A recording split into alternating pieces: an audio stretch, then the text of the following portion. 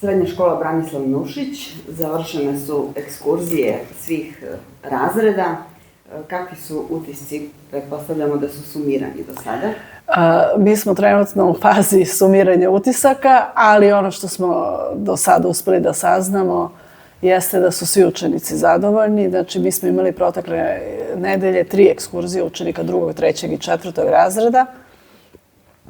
Učenici 2. razreda su imali 3-dnevnu ekskurziju gde su obišli istočnu Srbiju i Vojvodinu. Učenici 3. razreda su imali 4-dnevnu ekskurziju koja ih je odvela na put do Trebinja i u povratku Zlatibora. I učenici 4. razreda, maturanti, su imali 5-dnevnu ekskurziju gde su 3 dana proveli na Krfu i 1 dan u povratku Solunu. Sve 3 ekskurzije su pre svega uspešno izvedene, programi su ispunjeni i ono što je veoma bitno jeste bezbednost učenika koja je bila sve vreme dobra, tako da sa te strane imali smo i dobru saradnju sa učenicima i samim agencijama koje su organizovala ova putovanja.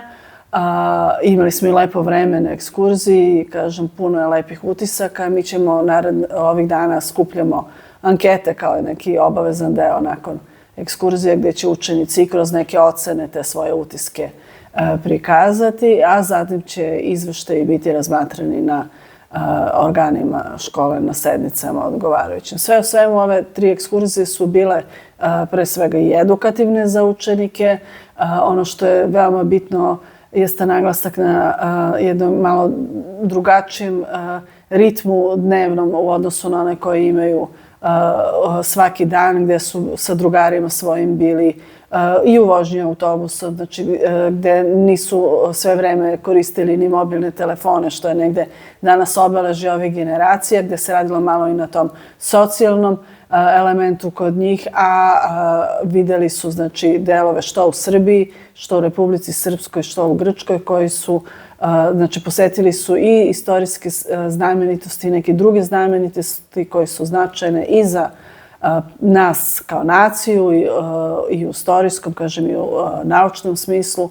Tako da, evo, ja sam zadovoljna, kažem, nastavnici koji su vodili i pratili ekskurzije takođe, učenici takođe i nadam se da ćemo i narednih godina imati ovako uspešne ekskurzije. Ono što vam sada predstoji su pripreme za dan škole? Tako je.